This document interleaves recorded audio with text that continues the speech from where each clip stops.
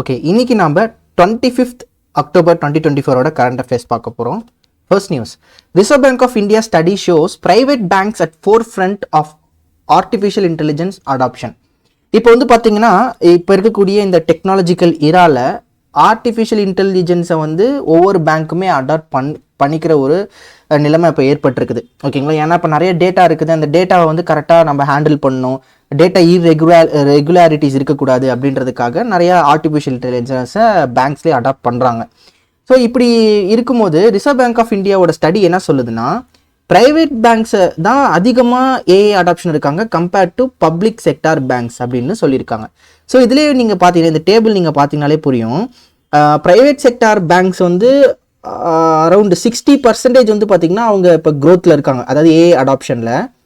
And public sector banks வந்து பார்த்திங்கன்னா ஒரு மாதிரி ரொம்ப ஸ்லோவாக இருக்காங்க. இந்த ரெட் கலர் இருக்குது பார்த்திங்களா, இது பப்ளிக் செக்டார் பேங்க்ஸ்.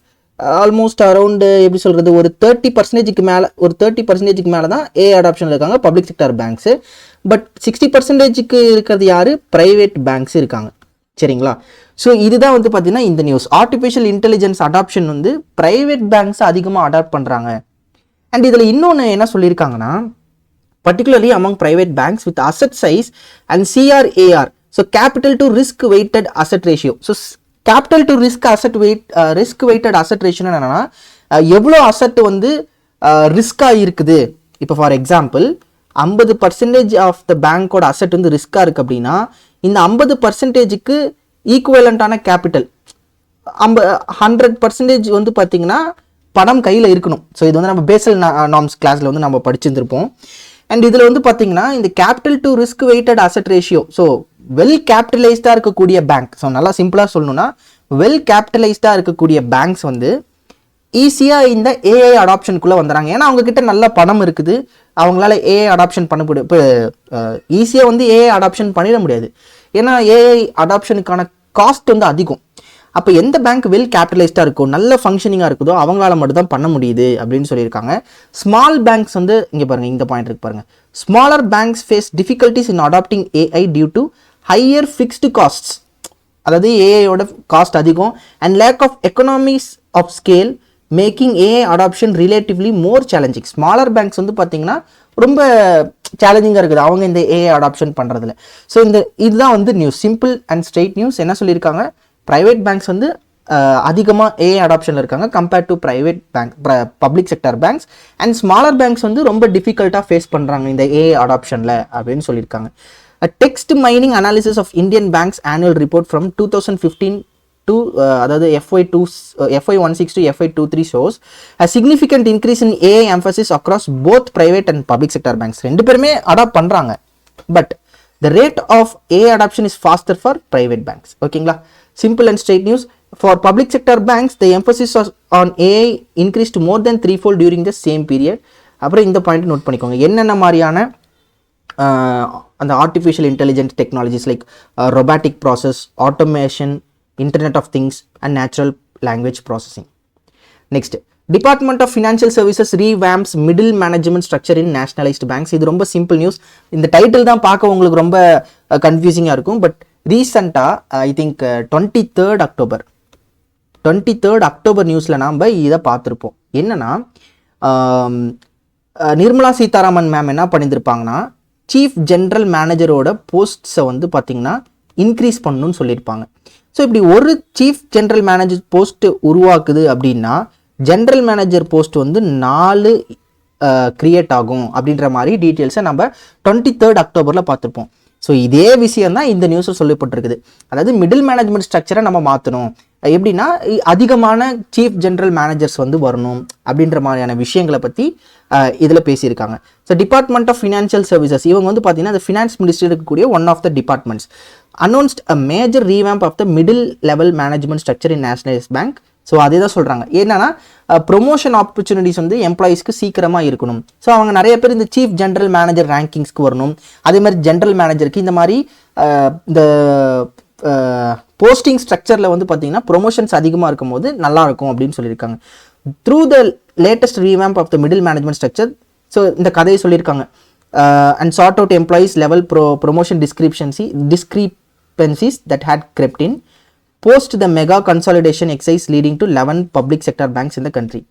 ஸோ இந்த கதையெல்லாம் சொல்லியிருக்காங்க. முன்ன வந்து இந்த மாதிரிலாம் இருந்தது, லைக் எம்ப்ளாயி லெவல் ப்ரொமோஷன் வந்து நிறைய டிஸ்க்ரீபன்சிஸ் இருந்தது அப்படின்னு சொல்லியிருந்திருக்காங்க. இது வந்து இப்போ இல்லாமல் ப்ரொமோஷன் ஆப்பர்ச்சுனிட்டிஸ் நல்லா இருக்கணும்னு சொல்லியிருக்காங்க. இந்த நியூ ஃப்ரேம்வொர்க்கில் என்ன சொல்கிறாங்கன்னா, நம்ம 23rd பார்த்தோம் பார்த்தீங்களா, அதே கதை தான். The new framework introduces a substantial increase in the number of CGMs, GMs, DGMs and AGMs across 12 nationalized banks. ஓகேங்களா, இதுதான் இதோட news. Next, State Bank of India secures 5,000 crore by issuing additional Tier 1 bond. So நம்ம 24th அக்டோபரில் பார்த்த அதே news திரும்ப repeat ஆகுது. ஏன் இந்த நியூஸ் இப்படி ரிப்பீட் ஆகுது அப்படின்னா, 24th என்ன பார்த்துருப்போம் அப்படின்னா, State Bank of India is likely to அப்படின்ட்டு வந்திருக்கும். பட் இப்போ நம்ம என்ன பார்க்குறோம் அப்படின்னா, State Bank of India secure பண்ணியிருக்காங்க அப்படின்னு பார்க்குறோம். ஸோ அதனால் இப்படி படிக்கிறது ரொம்ப இம்பார்ட்டன்ட். ஏன்னா நம்ம நியூஸ் பேப்பர்லேயே அப்படி தான் இருக்கும். இப்போ நீங்கள் நியூஸ் பேப்பர் கண்டென்ட்லேயே பார்த்தீங்கன்னா, நேற்று வந்த நியூஸ் வந்து திரும்பவும் ரிப்பீட் ஆகிருக்கும் அடுத்த நாள். எதனால ரிப்பீட் ஆயிருக்குன்னா, அதில் ஏதாவது அப்டேஷன்ஸ் இருந்திருக்கும், அதனால் ரிப்பீட் ஆயிருக்கும். லைக்வைஸ் நாமளும் அதே மாதிரி படிக்கும் போது நம்ம ஈஸியாக ரீகால் பண்ணுறதுக்கு யூஸ்ஃபுல்லாக இருக்கும். ஸோ இந்த நியூஸ் என்னதுன்னா, State Bank of India 5,000 crore like additional Tier 1 பாண்ட்ஸில் இன்க்ரீஸ் பண்ணியிருக்காங்க, ரைஸ் பண்ணியிருக்காங்க. இனிஷியல் சைஸ் என்னவா வச்சுருந்தாங்க, 2,000 crore and green shoe option என்ன வச்சுருந்தாங்க, 3,000 crore. ஸோ இவங்க அந்த கிரீன் ஷூ ஆப்ஷனுமே யூஸ் பண்ணி 5,000 crore இந்த இஷ்யூவன்ஸ் பண்ணியிருக்காங்க. அண்ட் இதோட பாண்டோட இன்ட்ரெஸ்ட் ரேட் வந்து 7.98%. அப்புறம் நான் இன்னொன்று என்ன சொல்லியிருக்கேன், எப்பவுமே இந்த பாண்ட் வந்துச்சுன்னா அந்த பாண்டோட ரேட்டிங்ஸ் படிக்கணும் அப்படின்ட்டு. ஸோ இப்போ இந்த பாண்டுக்கான ரேட்டிங்ஸ் வந்து என்னது, AA+. So it is given by CRISIL rating. ஓகேங்களா, simple and straight news. So next போயிடலாம். அண்ட் இந்த நியூஸ் நல்லா பார்த்துக்கோங்க. செப்டம்பரில் இதே மாதிரி இவங்க ஒரு 5,000 crore வந்து 10 year பாண்டுக்கு பண்ணியிருந்திருக்காங்க. ஸோ இப்போ பேங்க்ஸ் வந்து இப்போ மேக்ஸிமம் வந்து பாண்ட்ஸ் கொடுத்து மணியை ரைஸ் பண்ணுறாங்க. ஓகேங்களா, next, Paytm receives NPCI NPCI approval to enroll new UPI users. So நமக்கு தெரியும், இப்போ ரீசெண்டாக இந்த வருஷத்தோட ஸ்டார்டிங்கில், if I'm not wrong, Paytm வந்து பார்த்தீங்கன்னா நிறைய ரெகுலேட்டரி ரெஸ்ட்ரிக்ஷன்ஸை வந்து ஃபேஸ் பண்ணுச்சு.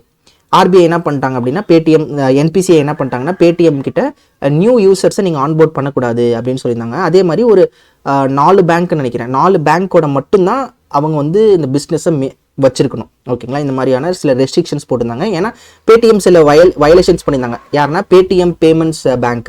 ஓகேங்களா, இப்போ வந்து Paytmக்கு இந்த திரும்பவும் பார்த்தீங்கன்னா NPCI அப்ரூவல் கொடுத்துருக்காங்க, நீங்கள் நியூ UPI யூசர்ஸை வந்து உள்ளே என்ரோல் பண்ணலாம் அப்படின்ட்டு. அதுதான் இந்த news. NPCI has approved Paytm to onboard new UPI users contingent on compliance with procedural guidelines and circulars. So கரெக்டாக ரூல்ஸ் அண்ட் ரெகுலேஷன் நாங்கள் கொடுத்துருக்கிறத கரெக்டாக ஃபாலோ பண்ணி நீங்கள் UPI யூசர்ஸை வந்து நீங்கள் உங்களுக்குள்ளே என்ரோல் பண்ணிக்கலாம் அப்படின்னு சொல்லியிருக்காங்க. The decision is significant boost for Paytm, especially after setbacks earlier this year when the RBI restricted, அதாவது NPCIல RBI restricted its associate company Paytm Payments Bank Limited from onboarding new UPI users. மார்ச்சில் என்ன பண்ணியிருக்காங்கன்னா, NPCI had previously granted Paytm permission to conduct UPI transaction as third party. நல்லா கவனிங்க. So NPCI வந்து மார்ச்சில் திரும்ப இவங்களுக்கு வந்து ஒரு ரிலாக்ஸேஷன், ஒரு பர்மிஷன் மாதிரி கொடுத்துருந்துருக்காங்க. என்னன்னா, நீங்கள் ஒரு தேர்ட் பார்ட்டி அப்ளிகேஷன் ப்ரொவைடராக ஆக்ட் பண்ணலாம். லைக் எப்படின்னா கூகுள் பே, இப்போ ஃபோன்பே, இந்த மாதிரி TPAPயாக இது பண்ணலாம். பட் நீங்கள் என்ன பண்ண முடியும், 4 பேங்க் கூட மட்டும்தான் நீங்கள் அந்த டிரான்சாக்ஷன்ஸ் வச்சுருக்க முடியும். அந்த என்னென்ன bank, SBI, Axis bank, HDFC and Yes bank. இது ரொம்ப ரொம்ப இம்பார்ட்டன்ட் பாயிண்ட். கண்டிப்பாக கேட்பாங்க. எப்படி நியூஸ் கேட்கலாம்னா, NPCI has granted approval for Paytm to onboard, இந்த மாதிரி விஷயங்கள்லாம் கேட்டுட்டு, ரீசென்ட்லி இன் மார்ச் NPCI வந்து இந்த மாதிரி Paytm இப்படி தான் நீங்கள் ஒர்க் பண்ணணும்னு சொன்னாங்க, to process transaction through 4 banks which is not among the option அப்படின்னு கேட்பாங்க. ஸோ அதனால் இது நல்லா நோட் பண்ணி படிச்சுக்கோங்க. சரிங்களா, next, financial intelligence unit slaps 54 lakh penalty on Union bank of India. இப்போ தான் நமக்கு வந்து யூனியன் பேங்க் ஆஃப் இந்தியாவில் 1500 வேகன்சி LBOக்கு விட்டுருந்தாங்க. அதே மாதிரி ரீசெண்டாக நம்ம யூனியன் பேங்க் ஆஃப் இந்தியாவில் என்ன நியூஸ் பார்த்துருந்தோம், 75,000 crore கிரெடிட் பைப்லைன். ஓகேங்களா, கிரெடிட் பைப்லைன் இங்கே வச்சுருக்காங்க அப்படின்றத பார்த்துருந்தோம். இப்போ பார்த்தீங்கன்னா ஃபினான்ஷியல் இன்டெலிஜென்ஸ் யூனிட் 54 லட்சத்தை வந்து பார்த்தீங்கன்னா பெனால்ட்டி போட்டிருக்காங்க UBI மேலே. எதுக்காக இது போட்டிருக்காங்கன்னா, இவங்க சில KYC நார்ம்ஸை வந்து வயலேட் பண்ணியிருக்காங்க. அப்புறம் முக்கியமாக violating prevention of money laundering act. So இந்த ப்ரிவென்ஷன் ஆஃப் மணி லாண்ட்ரிங் ஆக்ட்னா என்னது, கருப்பு பணத்தை உள்ள வெள்ளை பணமாக மாற்றுறது, இந்த மணி லாண்ட்ரிங் பண்ணுறது. ஸோ இதில் வந்து ஏதோ வயலேஷன் பண்ணியிருக்கனால UBIக்கு இந்த ஒரு ஃபைன் மணி போட்டிருக்காங்க. The Financial Intelligence Unit imposed a penalty of 54 lakh on Union Bank of India for failing to report suspicious transaction reports. அதாவது சஸ்பீஷியஸாக ஏதாவது டிரான்சாக்ஷன் நடந்திருக்கு அப்படின்னா அதை வந்து ஆர்பிஐ கிட்ட வந்து அதை சொல்லணும், சரிங்களா, இந்த மாதிரிலாம் நடக்குது அப்படின்ட்டு. But union bank of India அதை சொல்லலை. And lacking due diligence under the prevention of money laundering act. Like கேஷுவலாக இருந்துட்டாங்க போல யூபிஐ. அதனால் இதை பார்த்து கண்டுபிடிச்சி செக்ஷன் 13 ஆஃப் PMLA, ஸோ இந்த ஆக்ட் கீழே வந்து பார்த்தீங்கன்னா 54 lakh வந்து பார்த்தீங்கன்னா ஃபைன் பண்ணி போட்டிருக்காங்க. ஓகேங்களா, one of the notable news கேட்கறதுக்கான பாசிபிலிட்டிஸ் இருக்குது. அண்ட் இதோட ரீசன் என்னது? So one of the reasons வந்து irregularities இந்த கம்ப்ளைண்ட்ஸ் வித் KYC நார்ம்ஸ், அப்புறம் ஆன்டி மணி லாண்டரிங் ப்ரோட்டோகால்ஸை கரெக்டாக ஃபாலோ பண்ணதுனால. Next, Muthoot Finance secures 400 million via external commercial borrowings. Okay, external commercial பாரோவிங்ஸ்னா என்ன? ஸோ ஒரு இந்தியன் கம்பெனி, ஒரு இந்தியன் இன்ஸ்டிடியூஷன், ஒரு ஃபாரின் இன்ஸ்டிடியூஷன்ஸ் கிட்ட கடன் வாங்குறது தான், கடன் வாங்குறது தான் எக்ஸ்டர்னல் கமர்ஷியல் பாரோவிங், சரிங்களா? சரி, இப்போ இந்த முத்தூட் ஃபினான்ஸ் எப்படி வாங்கியிருக்காங்க அப்படின்னா, இவங்க கிட்ட சீனியர் செக்யூர்ட் நோட்ஸ். ஸோ நான் கிளியராக போடுறேன். முத்தூட் என்ன பண்ணியிருக்காங்கன்னா, இவங்க கிட்ட சீனியர் செக்யூர்ட் நோட்ஸ். இந்த சீனியர் செக்யூர்ட் நோட்ஸ்னா என்னன்னா, லைக் எப்படி சொல்றது, இது வந்து பார்த்தீங்கன்னா லைக் ஒரு பாண்டு மாதிரின்னு வச்சுக்கோங்க. பட் இந்த பாண்டு வந்து it is backed by collateral. ஓகேங்களா, பேக்டு பை கொலேட்ரல்னா சீனியர்னா என்னது, ரொம்ப லைக் அதிகமான வேல்யூ கொண்ட செக்யூர்டு, ரொம்ப பாதுகாப்பான ஒரு பாண்ட், சரிங்களா? இதுதான் சீனியர் செக்யூர்ட் நோட்ஸ். இப்போ இந்த சீனியர் செக்யூர்ட் நோட்ஸோட வேல்யூ தான் 400 million, சரிங்களா? ஸோ இந்த பாண்டோட வேல்யூ வந்து 400 million. இந்த சீனியர் செக்யூர்ட் நோட்ஸை ஃபாரின் இன்ஸ்டிடியூஷன்ஸ் கிட்ட கொடுத்து இந்த சீனியர் செக்யூர்ட் நோட்ஸ் இவங்க கிட்ட போயிடும், இந்த ஃபாரின் இன்ஸ்டிடியூஷனுக்கு போயிடும். இந்த சீனியர் செக்யூர்ட் நோட்ஸுக்கான வேல்யூ இந்த 400 million தான் இப்போ இந்த முத்தூட் கிட்ட வந்திருக்கு, சரிங்களா? ஸோ இதுதான் வந்து பார்த்தீங்கன்னா இந்த எக்ஸ்டர்னல் கமர்ஷியல் பாரோவிங் இப்போ முத்தூட் ஃபினான்ஸ் பண்ணியிருக்காங்க. சரி, எதுக்காக இந்த 400 million இவங்க வாங்கியிருக்காங்கன்னா, அவங்களோட பிஸ்னஸ்க்காக, லைக் எக்ஸ்டர்னல் டெட் கொடுக்கறது இந்த மாதிரி. அண்ட் முத்தூட் ஃபினான்ஸ் வந்து டோட்டலாக எவ்வளோ பிளான் பண்ணியிருக்காங்கன்னா 2 billion, சரிங்களா? 2 billion வரைக்கும் அவங்களோட global medium term note program, அதாவது எப்படின்னா இந்த மாதிரி 2 billion வரைக்கும் இவங்க அந்த பாண்டு கொடுத்து இந்த மாதிரி பணம் ரைஸ் பண்ணுறது, இந்த மாதிரியான விஷயங்களை லைக் ஒரு டார்கெட் வச்சிருக்காங்க போல. அதில் தான் இந்த 400 million வந்து பண்ணியிருக்காங்க, சரிங்களா? ஸோ இதுதான் இதோட நியூஸ், ரொம்ப சிம்பிள் நியூஸ் தான். Muthoot Finance raised 400 million through the issuance of senior secured notes. நான் சொன்ன பார்த்தீங்களா, சீனியர் செக்யூர்ட் நோட்ஸ். இந்த சீனியர் செக்யூர்ட் நோட்ஸை கொடுத்து அந்த பணத்தை ஃபாரின் இன்ஸ்டிடியூஷன்ட்டு வாங்குறது. The programme and compliance, the fund were raised under the global medium term note program totaling 2 billion. கண்டிப்பா இது கூட கேட்பாங்க, முத்தூட் ஃபினான்ஸ் வந்து 400 million இந்த மாதிரி பண்ணாங்க, ஸோ அவங்களோட குளோபல் மீடியம் டேர்ம் நோட் ப்ரோக்ராமோட டோட்டல் வேல்யூ என்ன அப்படின்னு கேட்பாங்க. ஸோ இந்த point important. The term of notes, the coupon rate for these notes. இப்போ இதில் பார்த்தோம்ல, இந்த 400 million இவங்க வாங்கிட்டாங்க. இந்த சீனியர் செக்யூர்ட் நோட்ஸ் இவங்க கிட்ட இருக்குது. இவங்களுக்கு வந்து நம்ம இன்ட்ரெஸ்ட் பே பண்ணும், ஏன்னா இவங்க வந்து 400 million கொடுத்துருக்காங்களே, இவங்களுக்கு இந்த இன்ட்ரெஸ்ட் பே பண்ணும். ஸோ இந்த இன்ட்ரெஸ்டோட வேல்யூ தான் இந்த 6.375% per annum, சரிங்களா? ஸோ இதுதான் இதோட நியூஸ். நெக்ஸ்ட், ஸோ மற்றது ஜஸ்ட் கோ த்ரூ ஒன்ஸ், ஓகேங்களா? ஸோ உங்களுக்கு எக்ஸ்டர்னல் கமர்ஷியல் பாரோவிங்னா என்ன அப்படின்றத தனியாகவே கொடுத்துருக்காங்க. ஸோ இதை ஒன் டைம் பார்த்துக்கோங்க. ஸோ நான் சொன்ன அதே கதை தான். ஸோ ஃபாரின் இன்ஸ்டிடியூஷன்ஸ்ட்டு வந்து இந்த பணம் வாங்குறது தான் எக்ஸ்டர்னல் கமர்ஷியல் பாரோவிங்ஸ், ஓகேங்களா? அண்ட் இதோட பேராமீட்டர்ஸ் இதை பார்த்துக்கோங்க. இது ஸ்டேட்மெண்ட் பேஸில் கண்டிப்பாக கேட்கலாம். ஸோ என்னென்ன, minimum average maturity of 3 years. உங்களுக்கு ஸ்டேட்மெண்ட் பேஸில் எப்படி கேட்கலாம், 2 years அப்படின்னு வச்சு கேட்கலாம். Maximum all in cost ceiling, permitted and non permitted end users. So இந்த மாதிரி ஸ்டேட்மெண்ட் பேஸ்டு கொஷின்ஸில் இந்த எக்ஸ்டர்னல் கமர்ஷியல் பாரோவிங்ஸை கூட கேட்கலாம். எப்படி கேட்கலாம்னா, இந்த முத்தூட் ஃபினான்ஸ் பற்றின நியூஸை கொடுத்துட்டு ECBயில் என்னென்ன அப்படின்றத கேட்டுடலாம், சரிங்களா? அதனால் இதை பார்த்துக்கோங்க. Next, Israel joins ADB as 69th member and 20th regional member. ஒரே நிமிஷம் guys.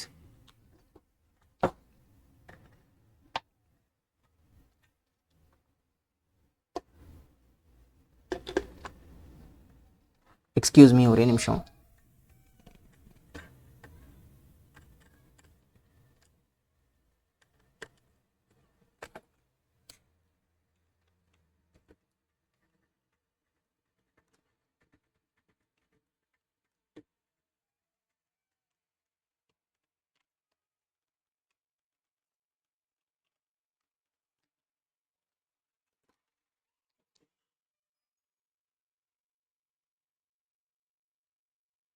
Okay sorry.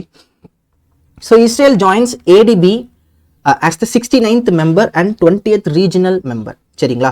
ஸோ இவங்க வந்து பார்த்தீங்கன்னா 69th மெம்பராக ஏடிபியில் ஜாயின் பண்ணியிருக்காங்க. ஆக்சுவலாக இஸ்ரேல் வந்து பார்த்தீங்கன்னா 2022 2022 இவங்க மெம்பர்ஷிப் அப்ளிகேஷன் கொடுத்துருக்காங்க ஏடிபி கிட்ட. அண்ட் ஏடிபி லேட்டர் வந்து பார்த்தீங்கன்னா ஏப்ரல் 2022 எஸ் அதே வருஷத்தில் ஏப்ரல் மாதம் சில அப்ரூவல்லாம் கொடுத்துருக்காங்க. அண்ட் ஆஸ் வெல் அஸ் அவங்க சில ரெக்குயர்மெண்ட்ஸ் கொடுத்துருக்காங்க. இஸ்ரேலுக்கு வந்து பார்த்தீங்கன்னா நிறைய அந்த மெம்பர்ஷிப் ரெக்குயர்மெண்ட்ஸை நீங்கள் கரெக்டாக ஃபுல்ஃபில் பண்ணணும் அப்படின்றதுக்காக. ஸோ அது எல்லாத்தையுமே ஃபுல்ஃபில் பண்ணி இப்போ Israel has officially become the 69th member of ADB and the 20th non-regional member effective from October 1. ஓகேங்களா? ஸோ இப்போ ஏடிபி கிட்ட மொத்தம் எத்தனை மெம்பர்ஸ் இருக்காங்க? 69 மெம்பர்ஸ் இருக்காங்க. 69 மெம்பர்ஸ் இருக்காங்க. இது வந்து பார்த்தீங்கன்னா ஸ்டாட்டிக் இருக்கு. ஸோ மெம்பர்ஷிப் 68 மெம்பர்ஸ் இருக்கு ப்ளஸ் 1 தான் என்னது 69. அண்ட் ரீஜனல் மெம்பர்ஸ் 49 மெம்பர்ஸ் இருக்காங்க. அண்ட் நான் ரீஜனல் மெம்பர்ஸ் 20 மெம்பர்ஸ் இருக்காங்க. ஓகேங்களா? நல்லா நோட் பண்ணிக்கோங்க. ரொம்ப ரொம்ப இம்பார்ட்டன்ட். இந்த மாதிரி புதுசாக ஒரு கண்ட்ரி வந்து இந்த மாதிரியான இதில் சேருது அப்படின்னா கண்டிப்பாக இதை பற்றின நியூஸ், இதை பற்றின ஒரு கொஷின்ஸ் வந்து எக்ஸாம்ஸில் வரதுக்கு வாய்ப்புகள் இருக்குது. Next, union minister Dharmendra Pradhan visit to Australia. இது ஒரு வெர்பல் கைண்ட் ஆஃப் நியூஸ், சிம்பிளாக முடிச்சிடறேன். அதாவது தர்மேந்திர பிரதான் வந்து ஆஸ்திரேலியாவுக்கு போயிருக்காங்க. இதில் கொஷின் கேட்டால் எப்படி கேட்கலாம் அப்படின்றத இந்த நியூஸ் எக்ஸ்பிளைன் பண்ணிட்டு சொல்கிறேன். யூனியன் மினிஸ்டர் இப்போ எஜுகேஷன் மினிஸ்டர் என்ன பண்ணியிருக்காருன்னா ஆஸ்திரேலியா போயிருக்காரு. ஆஸ்திரேலியா போயிட்டு அங்கே மீட்டிங் அட்டன் பண்ணியிருக்காரு. அதில் நம்ம இந்தியாவோட இந்த நேஷனல் எஜுகேஷன் பாலிசியை பற்றி கொஞ்சம் எடுத்து சொல்லியிருக்காரு. ஸோ அதில் வந்து பார்த்தீங்கன்னா நிறைய டிஸ்கஷன்ஸ் அது இதுன்னு போயிருக்கு. சரிங்களா? இந்த மாதிரி எஜுகேஷன் வந்து ரொம்ப இம்பார்ட்டண்ட்டு, எங்களோட நேஷனல் எஜுகேஷன் பாலிசி ரொம்ப அப்படி இப்படி அந்த மாதிரி சொல்கிறது. அப்புறம் நிறையா மீட்டிங்ஸ்லாம் நடந்திருக்கு. அதில் வந்து NEP provides a framework of on digital literacy இந்த மாதிரி விஷயங்கள்லாம் சொல்லியிருக்காரு. நமக்கு இந்த நியூஸில் கொஷின் கேட்டாங்கன்னா எப்படி கேட்கலான்னா, ரீசண்டாக எஜுகேஷன் மினிஸ்டர் அதாவது இந்தியா வந்து எந்த கண்ட்ரி கூட இந்த மாதிரி எஜுகேஷனில் டைஅப் பண்ணியிருக்காங்க அப்படின்னு கேட்கலாம். So as per October news paper report எந்த கண்ட்ரி கூட நம்ம இந்த எஜுகேஷன் சம்மந்தமான இந்த டைஅப்ஸ்லாம் வச்சுருக்கோம் அப்படின்னு கேட்டால் இட் வில் பி ஆஸ்திரேலியா. ஓகேங்களா? ஸோ இதுதான் இந்த நியூஸ். மற்றபடி இதில் வந்து ரொம்ப டேட்டா ஓரியன்டான நியூஸு அந்த மாதிரிலாம் கிடையாது. Okay, yes. TRAI releases consultation paper on terms and conditions of network authorization under Telecommunication Act.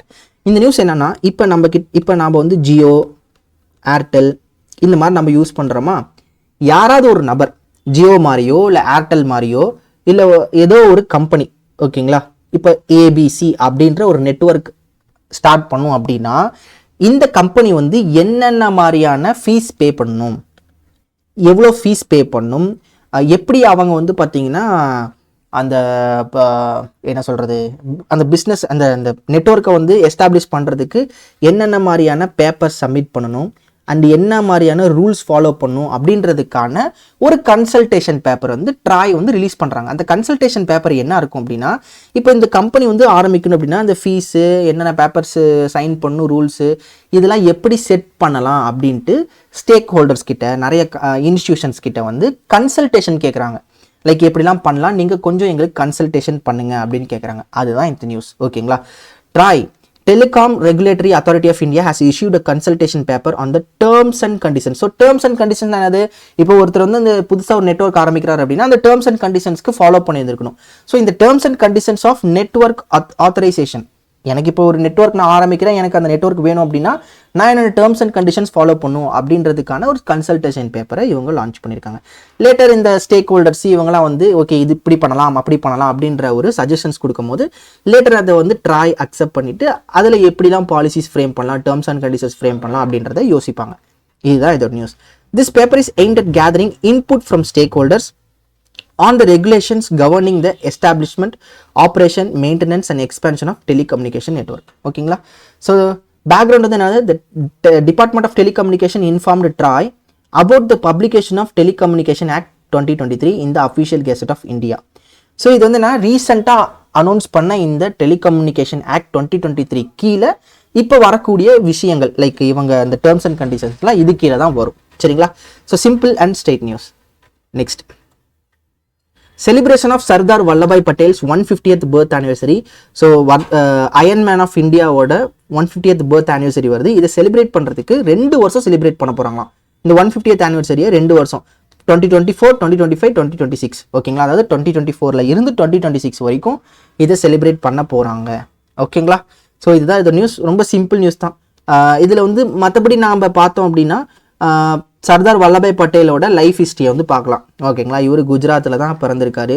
And இவர் வந்து பார்த்திங்கன்னா நான் கோஆப்ரேஷன் மூமெண்ட்டில் ஒரு பயங்கரமான ஒரு ரோல் ப்ளே பண்ணியிருந்திருக்காரு ஓகேங்களா. அண்ட் இவர் அயன் மேன் ஆஃப் இந்தியா, அப்புறம் பெசன்ட் ஆர்கனைசேஷன் அப்படின்றத இவர் லான்ச் பண்ணார்.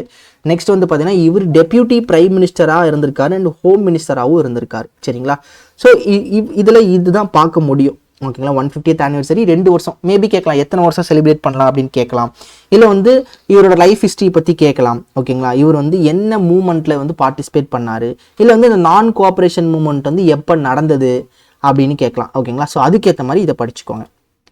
Next and statue of unity எங்கே இருக்குன்னு கேட்கலாம். ஸோ இட் இஸ் குஜராத்தில் இருக்குது. குஜராத்தில் எங்கே இருக்குது? கவாடியா அப்படின்ற இடத்துல இருக்குது. Next prime minister Narendra Modi set to launch. So இது வந்து பார்த்தீங்கன்னா நமக்கு ஆல்ரெடி தெரிஞ்ச நியூஸ் தான். இது கொஷினுமே கேட்டிருக்காங்க இப்போ ரீசெண்டாக முடிஞ்ச மெயின் எக்ஸாம்ஸ்லாம் என்னன்னா ஆயுஷ்மான் பாரத் ஜன் ஆரோக்கிய யோஜனா. இதில் வந்து பார்த்தீங்கன்னா இப்போ 70 ஏஜுக்கு மேலே இருக்கக்கூடிய இந்தியன் சிட்டிசன்ஸ் வந்து ஃப்ரீயாக அவங்களோட மெடிக்கல் செலவுகளை பார்த்துக்கலாம் for up to the cover of 5 lakh வரைக்கும், 5 லட்சம் வரைக்கும் அவங்களுக்கு செலவாகுதுன்னா இது அப்படியே ஃப்ரீயாக மெடிக்கல் சர்வீசஸை வந்து கிளைம் பண்ணிக்கலாம் அப்படின்றது இப்போ ரீசெண்டாக கவர்மெண்ட் ஆயுஷ்மான் பாரத் பிரதான் மந்திரி ஜன் ஆரோக்கிய யோஜனா இது கீழே பண்ணாங்க. இது prime minister Narendra Modi launch பண்ண போறாரு, அதாவது அப்ரூவல் கொடுப்பாங்க. இது வந்து எப்படி லான்ச் பண்ணாங்கன்னா ஒரு ஸ்டேஜை போட்டு லான்ச் பண்ணுவாங்க, ஒரு லான்ச்சிங் செரிமனி லான்ச் மாதிரி நடக்கும். அதுதான் இந்த நியூஸ்ல சொல்லியிருக்காங்க. Prime minister Narendra Modi is expected to launch Ayushman Bharat Pradhan Mantri Jan Arogya Yojana specifically for senior citizens.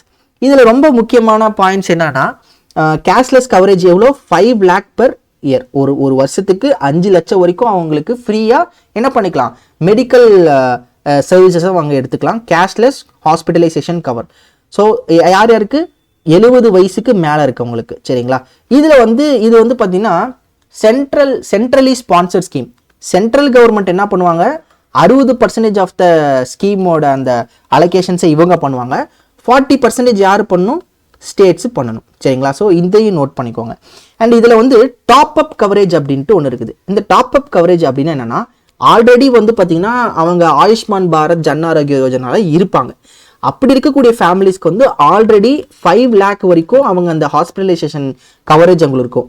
இப்போ என்ன சொல்கிறாங்கன்னா இப்போ புதுசாக இந்த 70 வயசுக்கு மேலே இருக்கவங்களுக்குலாம் ஃப்ரீயாக ஹாஸ்பிட்டலைசேஷன் அப்படின்னு கொண்டு வந்தனால எக்ஸ்ட்ரா 5 லட்சம் வரைக்கும் நீங்கள் என்ன பண்ணிக்கலாம், அதாவது என்னது ஆல்ரெடி அந்த ஆயுஷ்மான் பாரத்தில் இருக்க அந்த ஜன் ஆரோக்கிய யோஜனாவில் இருக்கக்கூடிய ஃபேமிலிஸில் இருக்கக்கூடிய சீனியர் சிட்டிசன்ஸ்க்கு, அதாவது 70 வயசுக்கு மேலே இருக்கவங்களுக்கு எக்ஸ்ட்ரா 5 லட்சம் வரைக்கும் அவங்க எடுத்துக்கலாம் அப்படின்னு சொல்லியிருக்காங்க. அப்போ டோட்டலாக என்னது 10 lakh.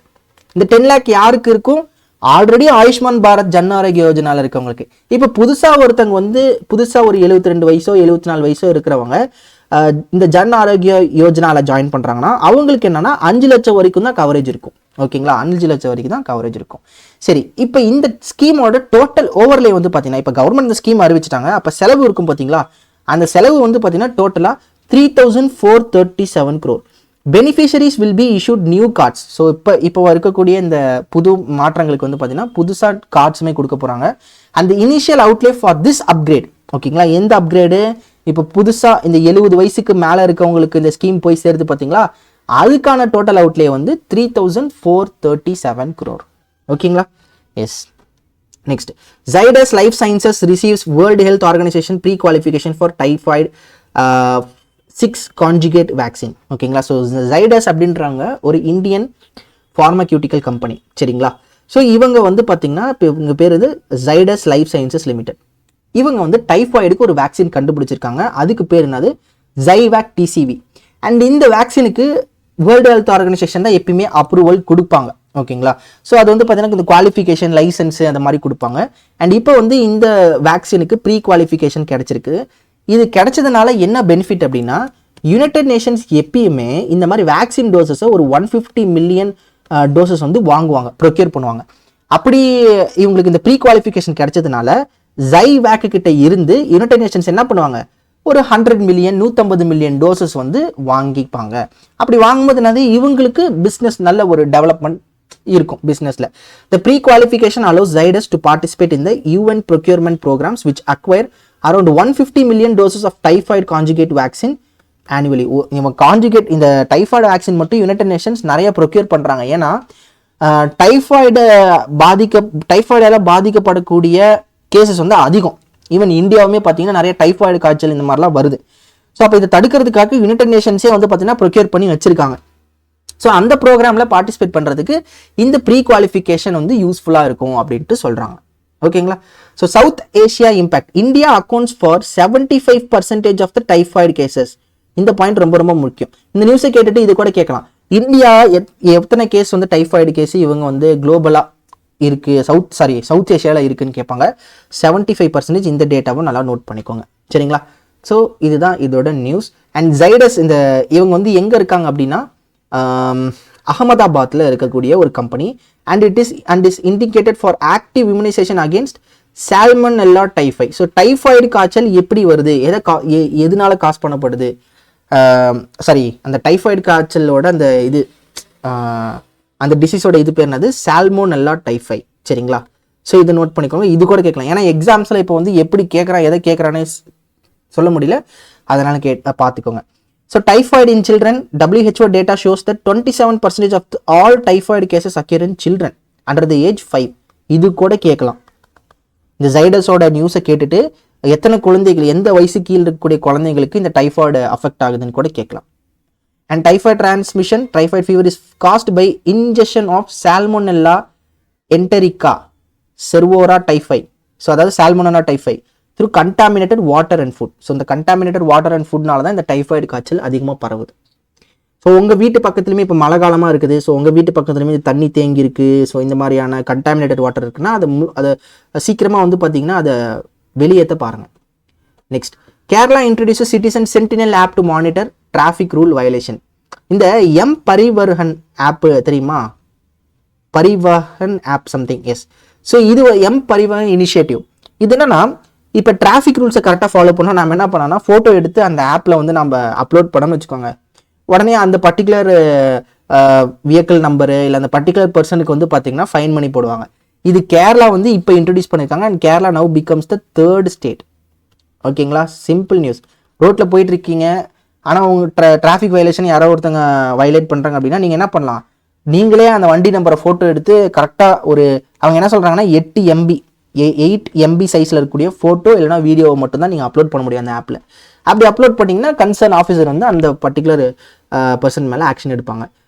So this is launched Citizen Sentinel app allowing citizens to upload photos and videos of traffic violation via next gen Parivahan. Yes, Parivahan app.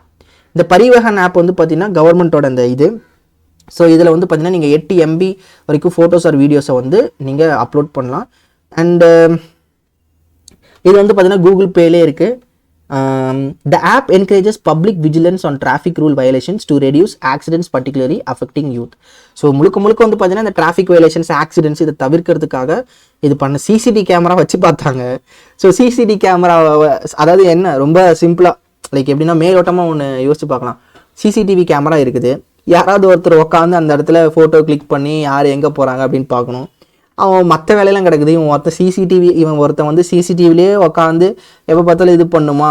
So ஒரு ஆப்பை மக்கள் கீழே கொடுத்துட்டு அவங்களே ஃபோட்டோ எடுத்து அப்லோட் பண்ணிடுவாங்க. மேபி இப்படி யோசிச்சிருக்கலாம். சரிங்களா? So some of the initiatives இந்த மாதிரி டிராஃபிக் வயலேஷன்ஸ், ஆக்சிடென்ட்ஸை வந்து குறைக்கிறதுக்கு it's very useful. And Kerala becomes the 3rd state in India to implement the Parivahan Citizen Sentinel app following Chhattisgarh and Odisha. So Chhattisgarh first, Odisha வந்து second. சரிங்களா? இது note பண்ணிக்கோங்க. Next, Assam chief minister வந்து என்ன பண்ணியிருக்காரு, mission பசுந்தரா 3.0 அப்படின்றத ஒன்று பண்ணியிருக்காரு. ரொம்ப சிம்பிள் தான். என்னன்னா லேண்ட் சர்வீசஸ் வந்து டிஜிட்டைஸ் பண்ணுறாங்க and secure land rights for indigenous communities. இது இண்டிஜினியஸ் கம்யூனிட்டிஸ்னா யார்? ஸோ இண்டிஜினியஸ் கம்யூனிட்டிஸ்னா லைக் எப்படி சொல்கிறதுனா, லைக் ஆதி காலத்துலேருந்து இருந்திருப்பாங்க, ரொம்ப வருஷமாக அந்த இடத்துல இருந்திருப்பாங்க. லைக் எப்படி சொல்கிறதுனா, எஸ் ரொம்ப முன்னாடியிலேருந்து இருந்திருப்பாங்க. ஓகேங்களா? ஸோ அந்த மாதிரி பீப்புளுக்கு லேண்டு வந்து கொடுக்கணும், அவங்களுக்கான லேண்ட் ரைட்ஸ் இருக்கணும். சரிங்களா? இப்போ நீங்கள் மலை சார்ந்த பகுதிகளில் நீங்கள் பார்த்தீங்கனாலே எஸ் ஞாபகம் வந்துச்சு, ட்ரைபல் கம்யூனிட்டிஸ்லாம் இருப்பாங்க தெரியுமா, அவங்க வந்து பார்த்தீங்கன்னா அந்த இடத்துலையே வாழ்ந்துருப்பாங்க. அப்போ அந்த மாதிரி மக்களுக்கு நிலமும் இந்த வீடு கட்டி கரெக்டாக இருக்கிறதுக்கான பெனிஃபிட்ஸ் அவங்களுக்கு இல்லை. ஸோ இப்போ இந்த பசுந்தரா மாதிரியான ஒரு இனிஷியேட்டிவ்ல என்ன பண்ணுவாங்கன்னா, அந்த ட்ரைபல் கம்யூனிட்டிஸ் ரொம்ப நாளாக இருந்திருக்காங்க இந்த இடத்துல அப்படின்றத ரெகக்னைஸ் பண்ணி அவங்களுக்கு என்ன பண்ணுவாங்கன்னா லேண்ட் ரைட்ஸை கொடுப்பாங்க. அதுதான் இந்த ஆப் இந்த ஒரு இனிஷியேட்டிவ் மூலம் பண்ண போகிறாங்க. So Assam chief minister Himanta Biswa Sarma launches mission Basundhara 3.0 to digitise land services. இதில் வந்து பார்த்தீங்கன்னா லேண்டை வந்து டிஜிட்டைஸும் பண்ண போகிறாங்க and grant land rights to indigenous people. ஓகேங்களா? அண்ட் இது வந்து கிரைட்டீரியா இருக்குது, எலிஜிபிலிட்டி கிரைட்டீரியா இருக்குது. இப்போ இந்த இண்டிஜினியஸ் பீப்புளாக எப்படி இருக்கணும்னா, அப்ளிகன்ஸ் மஸ்ட் ப்ரூவ் ரெசிடென்சி இன் அசாம் சின்ஸ் 1951 இருந்து அவங்க வாழ்ந்துருக்கணும், அவங்க அப்பா அம்மா அவங்க தாத்தா பாட்டிலாம் வாழ்ந்துருக்கணும். Or demonstrate that 3 generations of their family have lived in the state for 75 years. கடந்த 75 வருஷத்துக்குள்ள 3 ஜென்ரேஷன் 3 தலைமுறைகள் வாழ்ந்துருக்கணும் அசாமில். அப்படின்னா மட்டும்தான் அவங்களுக்கு அந்த லேண்ட் ரைட்ஸ் கொடுப்பாங்க. For certain communities like the tribes, Adivasis, Gorkhas, so இவங்களுக்குலாம் வந்து பார்த்தீங்கன்னா can be establish with refugee certificates issued before March 25, 1971. 1971க்கு முன்னாடி கண்டிப்பாக இது ரொம்ப ரொம்ப இம்பார்ட்டன்ட். ஸ்டேட்மெண்ட் பேஸில் கண்டிப்பாக கேட்பாங்க. ரீசெண்டாக அசாம் சீஃப் மினிஸ்டர் இந்த மாதிரி மிஷன் Basundhara 3.0 ஸ்டார்ட் பண்ணார். ஸோ எந்தெந்த பாயிண்ட் வந்து கரெக்டாக, எந்தெந்த பாயிண்ட் தப்பு, இந்த எலிஜிபிலிட்டி கிரைட்டீரியா வந்து 2 ஜென்ரேஷன் மட்டும் வாழ்ந்துருந்தா போதுமா அப்படின்றலாம் மாற்றி கேட்பாங்க. அதனால் இதை கரெக்டாக படிச்சுக்கோங்க. சரிங்களா? ஸோ 1971க்கு முன்னாடி என்ன சர்டிஃபிகேட் வச்சிருக்கணும், ரெஃப்யூஜி சர்டிஃபிகேட் வச்சுருந்துங்க. அப்படி வச்சுருந்தாலும் அவங்களுக்கு அந்த லேண்ட் ரைட்ஸ் கொடுப்பாங்க. இதெல்லாம் ரொம்ப யூஸ்ஃபுல் கைஸ். ஏன்னா இப்போ நிலமே இல்லாமல் ஒரு ட்ரைபல் கம்யூனிட்டி இருக்காங்க, அவங்க எங்கே இருக்கிறது, அவங்களுக்கான ஒரு ரைட்ஸ் எதுவுமே இருக்காது. இந்த மாதிரி லேண்ட் ரைட்ஸ் கொடுக்கும்போது என்ன கிடைக்கும், அவங்க வீடு கட்டலாம். அப்படி வீடு கட்டும் போது என்ன கிடைக்கும், அவங்களுக்கு எலக்ட்ரிசிட்டி சப்ளை கிடைக்கும். எலக்ட்ரிசிட்டி அப்புறம் வாட்டர் சப்ளை, இந்த மாதிரி பேசிக் நீட்ஸ்லாம் அவங்களுக்கு கிடைக்கும். சரிங்களா? நெக்ஸ்ட், ஸோ இந்த Basundhara 3.0 என்னென்ன பண்ணுவாங்க அப்படின்றத போட்டிருக்காங்க. Just one time you can go through. Next, BSNL prepares for 4G rollout. So simple news, BSNL வந்து இப்போ 4G வந்து ஸ்டார்ட் பண்ண போகிறாங்க. யாரு கூட சேர்ந்து பண்ண போகிறாங்க, சென்டர் ஃபார் டெவலப்மெண்ட் டெலிமேட்டிக்ஸ், அப்புறம் Tata consultancy service and Tejas network. ரொம்ப இம்பார்ட்டன்ட். நமக்கு தெரியும் BSNL வந்து டாடா கூட சேர்ந்து இந்த 4G ரோல் அவுட் பண்ண போகிறாங்க அண்ட் 5G டிரான்சிஷன் பண்ண போகிறாங்க அப்படின்ட்டு. பட் எக்ஸ்ட்ரா 2 இருக்குது. என்னென்ன, centre for development of telematics, அப்புறம் தேஜாஸ் நெட்வொர்க்ஸ். ஓகேங்களா? இவங்க கூட சேர்ந்து தான் பண்ண போகிறாங்க. Simple and straight news. ஓகேங்களா? Next, Delhi signs MOU with education ministry to implement PM-SHRI scheme. So இந்த PM-SHRI ஸ்கீம்னா என்னது, இந்த எக்ஸாம்பிளர் மாடல் ஸ்கூல்ஸ்னு சொல்லுவாங்க, எக்ஸாம்பிளர் இன்ஸ்டிடியூஷன்ஸ்னு சொல்லுவாங்க. என்னன்னா நேஷனல் எஜுகேஷன் பாலிசியை உள்ளடக்கிய ஸ்கூல்ஸ். ஓகேங்களா? அதில் வந்து பார்த்தீங்கன்னா இந்த 3 லாங்குவேஜ் அப்படின்ற ஒரு இனிஷியேட்டிவ். லைக் எப்படின்னா இங்கிலீஷ் இருக்கும், ஹிந்தி இருக்கும், ப்ளஸ் அந்த ஸ்டேட்டோட லாங்குவேஜ்னு நினைக்கிறேன் தமிழ். ஃபார் எக்ஸாம்பிள் தமிழ்நாடுனா தமிழ். அண்ட் இந்த விஷயத்தை வந்து நம்ம சீஃப் மினிஸ்டர் MK ஸ்டாலின் என்ன பண்ணாருன்னா அப்போஸ் பண்ணாரு. அண்ட் லேட்டர் வந்து பார்த்தீங்கன்னா இந்த PM-SHRI ஸ்கூல்ஸ்க்கு அவங்க வந்து பார்த்தீங்கன்னா ஒரு MOU சைன் பண்ணிட்டாங்க தமிழ்நாடு. ஸோ தமிழ்நாடு மட்டும் இல்லாமல் கேரளா, அப்புறம் வந்து ரீசெண்டாக ஐ திங்க் ஹரியானாவோ பஞ்சாபோ சம்திங் இது பண்ணிங்கன்னா அது அடுத்த ஸ்லைடில் பார்க்கலாம். ஓகேங்களா? ஸோ இந்த PM-SHRI ஸ்கூல்ஸ் வந்து முக்கியமாக எதுக்காகனா இந்த நேஷனல் எஜுகேஷன் பாலிசியை வந்து இம்ப்ளிமெண்ட் பண்ணுற இருக்கக்கூடிய ஒரு ஸ்கூல்ஸ் தான் இந்த PM-SHRI ஸ்கூல்ஸ். அண்ட் இப்போ வந்து டெல்லி ஸ்டேட் கவர்மெண்ட் வந்து இதை சைன் பண்ணியிருக்காங்க. So launched 2 years ago, PM-SHRI scheme aims to convert 14,500 schools into exemplar institution across India. The scheme spans 5 years. ஓகேங்களா?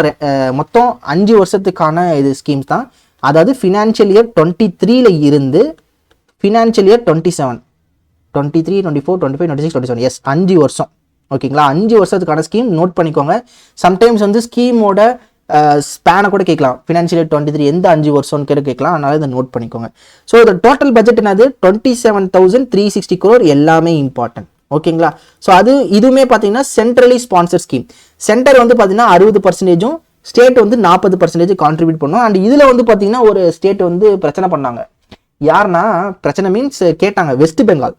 வெஸ்ட் பெங்கால் என்ன சொன்னாங்கன்னா, PM-SHRI ஸ்கூல்ஸ்னு ஏன் சொல்கிறீங்க, நாங்கள் 40% நாங்கள் கொடுக்குறோம்ல, அப்போ எங்கள் ஸ்கூல் கூட வந்து இந்த PM-SHRI ஸ்கூல்ஸ் அப்படின்லாம் வரக்கூடாது அப்படின்ற மாதிரி சொல்லியிருந்தாங்க.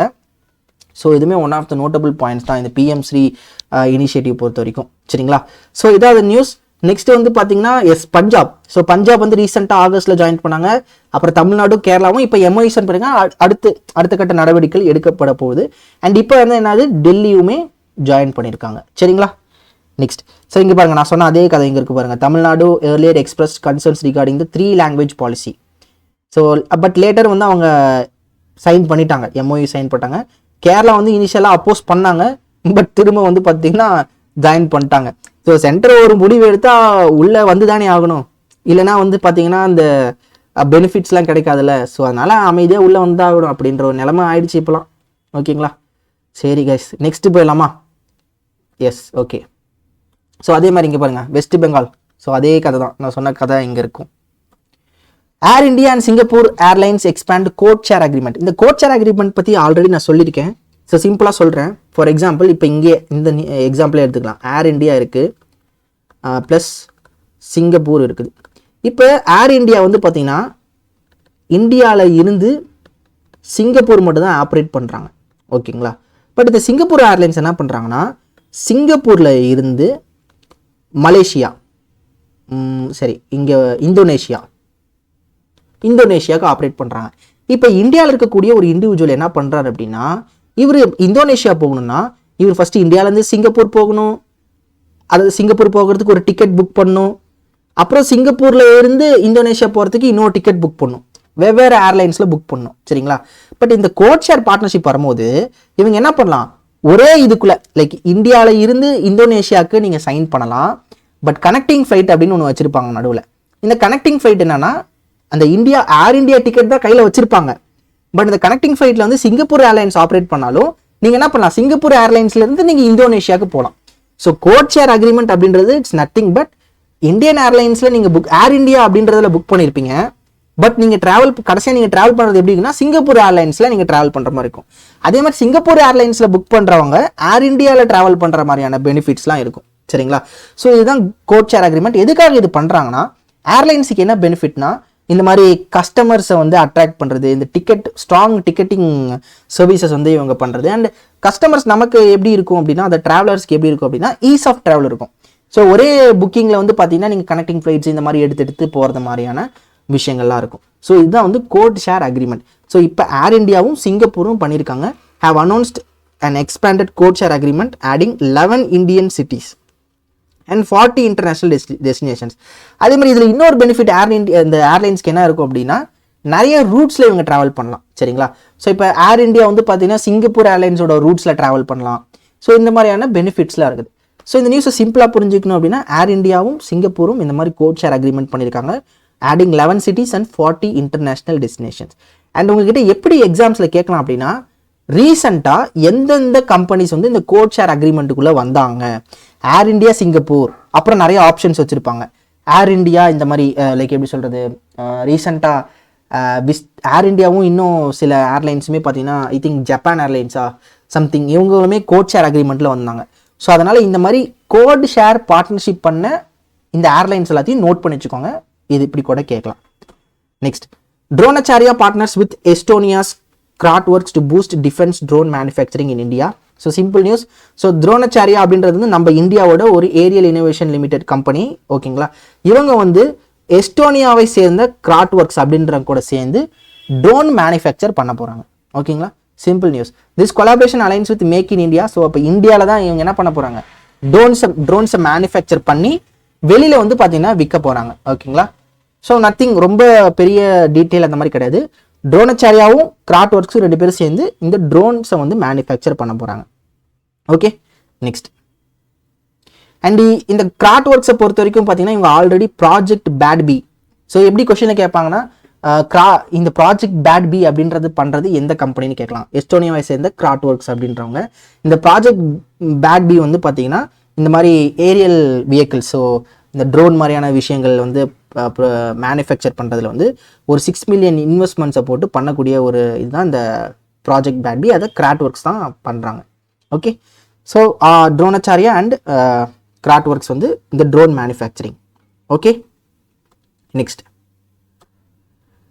Reserve Bank of India grants approval for Pranav Chadwa to become Chief Executive Officer of JP Morgan Chase Bank India. Simple news, it's an appointment.